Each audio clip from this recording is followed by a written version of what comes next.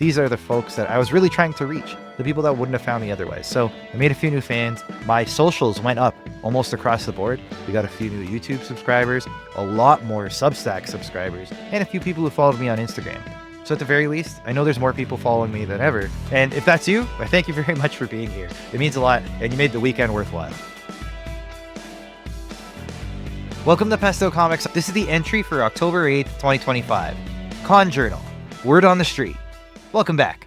For those of you that don't know me, my name's Adriano. You can find me at Pesto Comics all over the internet or at pestocomics.com. I always have something going on, and what's coming up next is the next edition of Big Smoke Pulp Volume 2. You can find pre-launch on Kickstarter now, as well as 2 more pre-launch titles, including Switch Restart on BackerKit and the Backlot Babylon series, also available on Kickstarter. I usually don't start by pushing all of the books and things that I have coming out, but I think it's important for this conversation, where I was at Word on the Street all weekend. You may have noticed that those are all books. I don't have any comics on the schedule as of yet. That said, I have 4 different series that I'm working on right now, so the comics are coming. Don't worry, Pesto Comics still very much comics. However, the stuff that's in my control, which is the books, I can set dates for. The thing with those campaigns is they're supposed to be done a long time ago. I've been writing for over 20 years. It's something I've always wanted to do. I went to film school with the hopes of becoming a screenwriter, but even becoming a screenwriter was a secondary thing. I wanted to do the reverse Kevin Smith and make movies so that then I could make comics. It wasn't the smartest plan. It clearly didn't work out the way I planned either, as I eventually just had to figure it out on my own without really making a career in film. But the whole point was I wanted to write. I wanted to write screenplays, I wanted to write comics, and I wanted to write books. However, I've always been much more comfortable with the format of comics. Again, thinking really visually. The reason I went to film school is exactly that. And the way that they teach you to read in school isn't what I think is the best way. That's a topic for itself. But when you're forced to read things that you're not into, you'll just have a different relationship with reading. It took me a while in my life to realize that I can read whatever I want. If I'm not enjoying something, I can skip that and start reading something else. There's more books out in the world than I'll ever get to read, so there's no point in wasting my time with a book that I'm not enjoying. And once I've done that, my reading has gone way through the roof. So now I'm always reading books and novellas and comics and anything I get my hands on, including other people's Substacks. I have a Toronto Star subscription, a New York Times subscription. I'm always reading. I love to read. And I love to write, so it all kind of goes hand in hand. I'm still trying to learn to draw, but we'll save that for another conversation. But the main thing is reading has always been an important part of my life. So going to a place like Word on the Street seemed like a great idea. It seemed like an even better idea when I booked it, because when I had booked it, I was convinced that Backlot Babylon would be on my table and ready for sale by the time I got to Word on the Street. The more I worked on the story and put it through its paces, the more I realized that wasn't going to happen. It needed a lot more work than I thought it did when I had got started and booked my table. So I came up with Switch Restart, which is an idea that I had been percolating for a while, and I knew that I could get a novella out a little quicker. So I was convinced that I'd have Switch Restart on my table. Of course, that didn't come to be either, as that's still in pre-launch. So Word on the Street has come and gone. I had only Big Smoke Pulp Volume 1 on my table, and I was mostly there as a comic guy, which is fine because I registered under Pesto Comics. So it kind of fit the brand in that sense. But that doesn't mean everything went well. There are a few things that could have gone a lot better, especially when we're talking about comics at this book festival. I wasn't alone, and there's a few other comics people there. So it wasn't as bad as I was imagining in my head, but it didn't necessarily hit the heights I was hoping either. Let's talk about what went well this weekend. What I got out of Word on the Street is the same thing I always get out of these conventions, which is the networking. That's the number one reason to go to any of these things, and it always makes me question whether I should have a table or not. But in this case, having a table maybe did help a little bit, as I had table mates. I had people under my tent that I was able to talk to throughout the weekend. That includes KG Michelli, Lana B. Knight, and Cecily Walters. Sitting with these 3 authors was actually great, as I was isolated from the other comics folks. Although they were only a tent or 2 away, it was still strange to not be next to comics people. So I ended up being a little different than the other offerings around the tent, but they were all great, welcomed me with open arms as a creator of a different stripe, and seemed to be very interested in the whole idea of Kickstarter and crowdfunding. If you watched the video from last Wednesday, you know I was talking about being too in the Kickstarter bubble at times and not knowing that some people just aren't aware of what's available on Kickstarter. And frankly, it was these people in the tent. None of them were very familiar with Kickstarter at all, so I was more than happy to talk way too much about it the whole weekend. I don't know that they appreciated that of me, but I was happy to have the opportunity to share what I knew. And there's a lot to learn from them as well, just in terms of how they sold their books, how they spoke to people who walked up, how they knew a lot about their genre and the tropes that were involved. So I feel like there was a lot that I could carry through in my salesmanship when it comes to selling books, and that when I get to the author side of everything that I'm doing. There were a handful of comics people here, and being a smaller group, it did allow me for some introductions that I wouldn't have had otherwise. I already knew the artist Keith Gratchow from being in the same anthology as him. He was talking at Fan Expo a couple years ago about being in an anthology and using that to make friends who are also in it. And I used that opportunity during the panel itself to put my hand up and be like, I'm in that anthology. And then afterwards, I made a point of introducing myself and saying, hey, sorry to be a bother during the panel. But anyways, it ended up being really great. I was talking to Keith throughout the weekend. He has been everywhere across Canada con-wise. So I always learn a lot from him about just where the good places to go are, where is a little bit less, and even just strategies and all that. He's an artist, so he's always coming at it from a little bit of a different angle, but there's still a lot to learn from him, and he's always fun to talk to. So I really enjoyed talking to Keith. And speaking of TO Comics, when I met Keith that morning, I also got to run into Stephen Andrews, who is the curator for all of TO Comics. So he was the one that gave me my shot in the anthology the first time out. And he's always super friendly, so friendly, in fact, that he had snacks and drinks to give out. So that was great. I was a little bit prepared, but I was very happy to have the snacks and drinks that he offered. And he's always fun to talk to. There's a reason why he's able to curate this whole list of artists and writers and all these great people around him. And it has a lot to do with his great personality. And he's just always fun to talk to. So it was great to talk to him as well. I also got to meet Day at the TO Comics booth, who we had been talking for a long time over Discord. This was the first time we got to meet in person, and Day was kind enough to actually come by my table and buy some of the comics. So that was very nice of them, and I appreciate the support. Someone I already knew from a couple TCAFs ago and always supports the Kickstarters, and I'm very happy to support his as they start coming out, is Adam Santangelo. He's the creator of Mantle, and I'm starting to see him everywhere. It's great. I'm very happy to see that this book that he's been thinking about and working on for about 4 years now is starting to see the light of day and is really taking off. Like, he sold so many copies of this book through the weekend, and I'm so happy for him. So it's always great to talk to Adam. I hope to get to see him very soon at the next show, but always happy to see his success. And as far as people I got introduced to this time was Adam's table mate, Chi Wong.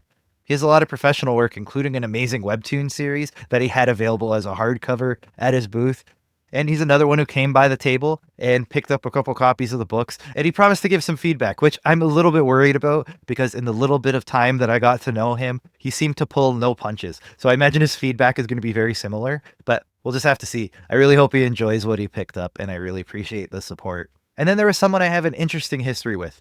Someone that is very well regarded in the comic sphere in Toronto is Ricky Lima. He's based out of Brampton. I used to live in Brampton. And the reason we crossed paths was exactly that. My LCS was the LCS that he worked at. I was a regular customer. I was there every week. Everyone there, including Ricky, knew me by name. However, I think context and age and a beard that I probably didn't have when I was in my teens changed things a little bit for him. That he didn't immediately recognize me when we crossed paths at Fan Expo and all these other events that we were just crossing paths. So he was kind enough to actually reach out. So when it clicked for him, he realized, oh my goodness, I know exactly who you are. And he seemed to be a big fan. Another one came by the table and picked up some stuff, which again, he didn't have to do, but it was very kind of him. And again, offered feedback on what he reads when he reads it later. So looking forward to that. We'll see. But aside from all that, Ricky's a very wonderful guy. He's very nice, and people have only the best things to say about him, which is very well warranted because he's a super swell guy. So swell, in fact, that he introduced me to two people that I had been meaning to meet for a while yet. So I know Conrad from Wednesday Night Reviews. Wednesday Night Reviews also has a show called My Sketchy Goodness with Keith Gratchow. So you can see how this is all coming together. And Conrad told me to go talk to the guys, Jason and Chris from Group of Seven. I never really had the chance to do so until now, until Ricky brought me over and gave that introduction. So now, finally getting to meet Jason and Chris, and it was a wonderful conversation. They're both super friendly dudes, have a lot of great advice to give, and I can't wait to run into them elsewhere. And now that this introduction is done, I can actually have a proper conversation and proper intro with them. So it was great to meet them, great to talk to them. They have some really cool Canadiana stuff, which shouldn't be surprising based on their name, but they have a lot of cool stuff, and I can't wait to see what else comes out from them very soon. And I'll get to see everybody I just listed at the Mississauga Comic Expo. As it sounds like almost everyone there landed a table or has a way to land a table. I unfortunately don't have those contacts quite yet, but I'll be there with Roberto at his table because Roberto was lucky enough to get a table, although I was left out. So I'll be his right-hand man through the weekend, and I'll have some of my comics there as a just in case, but it's definitely Roberto's table, and I'll be hovering over the edge with my 2 or 3 things that I bothered to bring with me. But the main thing is that I'll get to see all of these people again and make the introductions to Roberto as well, as I brought up his name quite a bit, so it'll be great for them to have the name to go with the face. So that'll be fun. The other good thing, and arguably the point of all this, was that I got to meet a few new fans that I wouldn't have met otherwise. These are people who don't frequent the convention circuit, nor do they go on Kickstarter. I always make the point to mention that I launch everything on Kickstarter first, so you don't necessarily need to support me today, but if you find me online, I'm on Kickstarter, and the amount of people that were shocked about what is Kickstarter. So it just gave me a sense of these are the folks that I was really trying to reach, the people that wouldn't have found me otherwise. So I made a few new fans. My socials went up almost across the board. We got a few new YouTube subscribers, a lot more Substack subscribers, and a few people who followed me on Instagram. So at the very least, I know there's more people following me than ever. And if that's you, I thank you very much for being here. It means a lot, and you made the weekend worthwhile. So let's talk about what was weird about the weekend. And there were a few things. The biggest one was the setup. So this was the 3rd location in 3 years for this convention. So it's not surprising that they had a hard time in getting things set up. However, the way that everything was spaced out, every tent had space in between. And what would happen is instead of people going up and down an aisle, they were kind of zigzagging through the tables. The other problem was there was no specific way to set up a tent. So a tent like mine that had 4 people on it was no problem as there's somebody on each side.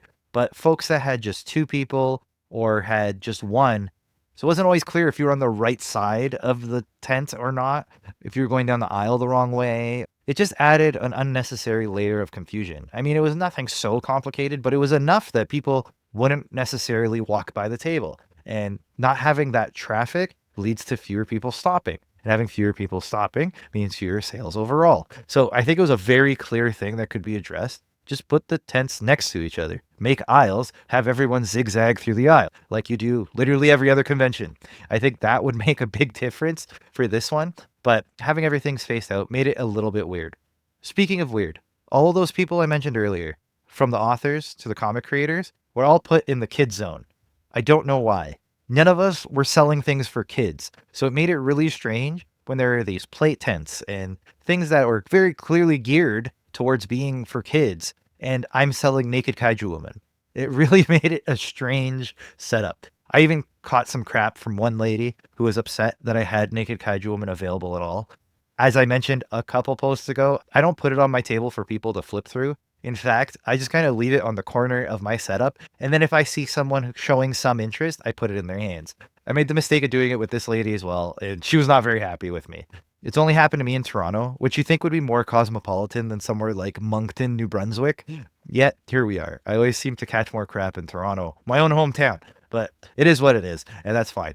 Not everybody wants to see naked ladies. I get it, and it's kind of funny, because that's the point of the book if you've read Naked Kaiju Woman #1. So, if anything, it kind of vindicates my point. And there's one more level of weirdness that I just can't believe happened, but I had people come up and say, wow, they still make comics? Which really was a punch to the gut. I mean, I understand if you don't read them, but saying that it's weird that they exist and you're kind of baffled by it really just didn't feel good.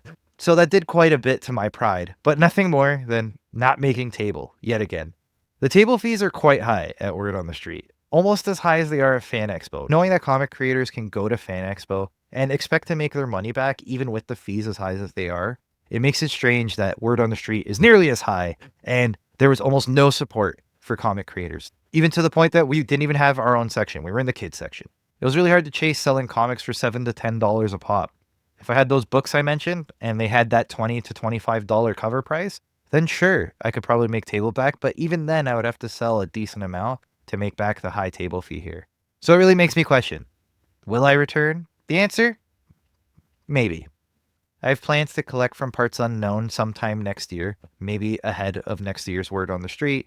Plus, I should have Backlot Babylon and the subsequent sequels, along with Switch Restart, all available for my table. So if I'm more author-focused and book-focused, Of course, with my comics also available, I think I might have a much better time at this show. That said, I would love to see some of those things I mentioned addressed, like the setup and not being put in the kids section. I think being put somewhere that's a little more high traffic from the adults in the crowd would help in making the weekend. That or the table fees have to come down quite a bit, or allow us to get half tables, 3-foot table space, and then I could really consider coming back. But as it stands, I'm leaning towards no, but we'll really have to see. I could be convinced. I'm still a maybe. I'm definitely not a full out no, but it was a rough weekend. I also missed the Inter Miami TFC game, which could have been very frustrating based on the way the crowd was reacting. It looked like a TFC away game in Toronto, which would have infuriated me to no end as a fan. So I didn't hate not being there. I also missed hockey, my Sunday beer league team, as they had an early game. So I gave up quite a bit to be there this weekend, and not to make table, it definitely stung just a little bit more. Let's see what happens over the year. Maybe I'll come around again and I'll give it one more shot. But if you ask me today, I probably wouldn't do it, but I just might if circumstances play out a little differently. With that, I want to thank you for being here.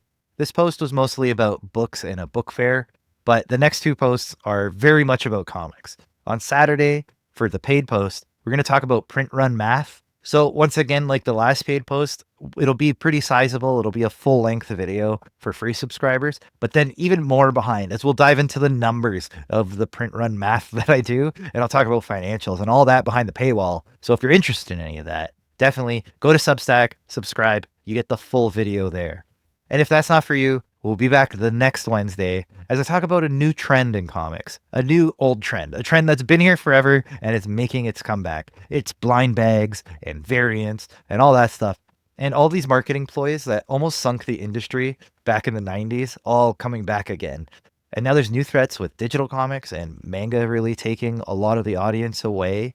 So harkening back to a time that caused a bubble, I feel like is a mistake, but we'll save the dissection of all that for next Wednesday. So I hope you join me. Thank you for being here. Until next time. Thank you for sticking around. I got to find something to put in between the end of the video and this encore thing that I do every time.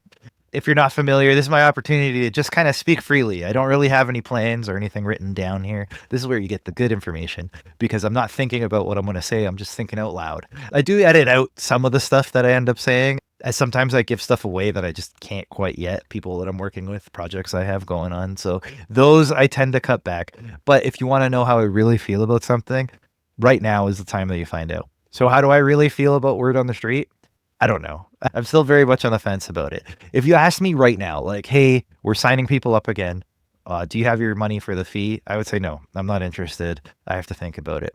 I think once I have more books available and ready and I have an audience that's interested in the books more than just the comics, I could see myself going back there specifically for that market. I did find it interesting that 2 out of the 4 people in our tent had 1 book to sell. They had done 1 book and we're working on follow-ups and all that, but we're making sales with 1 book, which is always the opposite of what I was told. I was always told you should have a series. You should have a series, if not ready, as close to ready as possible, which is the strategy that I'm taking with Backlot Babylon. That launch is 3 books. I'm doing the Brandon Sanderson thing without the audience of Brandon Sanderson, of course. But the idea being that you can get Backlot Babylon just by itself, or you can pre-order the next 2 novels and I'll send them to you when they're ready. That way you're saving the most money and you're getting it first before anybody else. That's kind of the whole idea of it. And you're supporting it to make sure that it actually happens, which is the key thing in all this. So I'm excited to finally get these books together. And it's a bit of a pivot for me because I've been talking comics for 2.5 years now. And now I'm trying to push myself more as an author as well. But it doesn't mean that the comics are going anywhere. I mentioned it off the top. There's a lot of comics coming. I have 4 different projects on the go. And I'm always tempted to do a 5th and a 6th and that, but the funding isn't there. I need to recoup some of these costs. Thank goodness for Naked Kaiju Woman #2, which ended last weekend and broke all the records I have. It did really well. I'm very happy with how it all went. And because of that, I'm able to do all the other things. But I also have to think of ways to have this business work that doesn't rely on me hiring all of these artists and then hoping just to recoup and break even. I need something to overperform to help those things that underperform. So I'm hoping with the books and it being mostly on me and an editor, and people will say editors are expensive, and I'd love to introduce them to getting comic art done. But, I have to pay an editor, which is not a big deal. That's a very recoupable cost, especially with the cover price of a book. People are willing to pay a lot more for a book than they are your standard issue comic. So I find that to be a lot easier of a road to kind of make it all work. So that's the whole reason for pursuing this and really pushing down this road. But it is creating a little bit of problems in terms of schedule congestion. I talked about that earlier in the year, that I had all these comic projects that I wanted to get out, which led to me pushing from Parts Unknown a little too fast and all that as well. So there's definitely some thought that has to go into that side of things, 100%. So there's a lot of thought that has to be put into this. I could do a brain split like I was originally planning to, and I decided that's just too much to try to do. I'll just get everybody under Pesto Comics. I'll tell you when a book's a book and when a comic's a comic, and you guys are all smart enough to figure that out. You don't need me to do a brain split, but I think if I have enough coming out at once, I might do it just on Kickstarter and have the book side and the comic side. That's way too ahead of everything right now. I'm not so worried about that. The main thing right now is getting the books done and completed and ready, and I'll launch them and I'll figure the rest out when I get there. But I'm very excited with the comics that are coming out. I'm going to talk about all that very soon. I'll have a pre-launch for one of them up sooner than later, within the next month, let's say. I have all the inks for issue 1 of a certain book, so I have enough to at least get a pre-launch going for that one. I have another book that I'm waiting for the artist to get back to me with finalized pages, but I should have a full issue of a second book of issue 1 done. And then there's Naked Kaiju Woman 3, which you're aware of. I already got 2 pages back for that. And another project that is still very nascent, still very early, but we've committed to it. The artist is paid and ready to go. We just haven't landed on exactly how we're going to go through with it. It's looking like it'll be another one-shot, which I love the format. It'll let me experiment with something I haven't been able to do in a while. So I'm really into that. And there's some projects that kind of spawned while I was sitting there this weekend.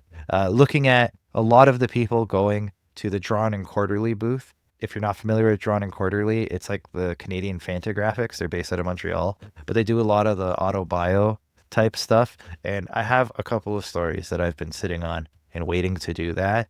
And it's just a matter of how. And I think I have a way of approaching it. So I won't say too much more because it's way too early to talk about that. But I think that's another market I can tap into and do pretty well if I do it right. So I'm hoping to have more information about all of this as we get through the year. So we're in the last quarter of 2025. I'm already looking at 2026, and you know these posts are coming. And if you've been following me, you know at the end of the year, I always do a recap of the year, and I always follow that up with, here's the plan for the next year. So I'll have a lot to share at that post. So I'm really excited to get there. But in the meantime, we have some campaigns to get through, including Big Smoke Pulp Volume 2, which is up next. So I pushed back the date a little bit. It's going to be coming back mid-November so we can get more of those pre-launch followers in. I wasn't really pushing it as hard as I should have during the Naked Kaiju Woman campaign because that was just a beast. It took a lot to just keep that going, even though it was always supporting itself and all that, but I just wanted to make sure it stayed on the rails and I was pushing it appropriately and doing the meta ads and stuff, which I didn't really do before. We'll get into all that when I do the postmortem for it. But the point being, I didn't give enough attention to the pre-launch for Big Smoke Pulp. So I'm going to remedy that now and give it a little bit more time to build the following it deserves with all the authors that I got involved. I also want to make sure that they're all agreed to and everything's signed. And I'm not creating a book with a bunch of people who didn't sign contracts and that. So I'm making sure I have time to make sure I get everyone's contracts back and everyone's paid and everyone's good. And then we could do the campaign successfully and well, and everything's done the right way. So mid-November is when you can expect to see that. I'm going to be dipping into December, which I'm always so about. I don't love doing campaigns on Kickstarter during December, but I'm not launching in December. So I think it'll be fine. But let's see how it all goes. As I'm doing that, I'm really going to be pushing Switch Restart and Backlot Babylon. I think the reader community there will appreciate these books more than the comics group might have. But we'll have to see how it all goes. It's all an experiment. It's always an experiment with everything I'm doing here. So I hope it all goes well, and I hope you join me for all of it. And with that, I'm going to let you go. We'll talk again on Saturday, and if not Saturday, I'll see you next Wednesday. But thank you for being here. Have a good one.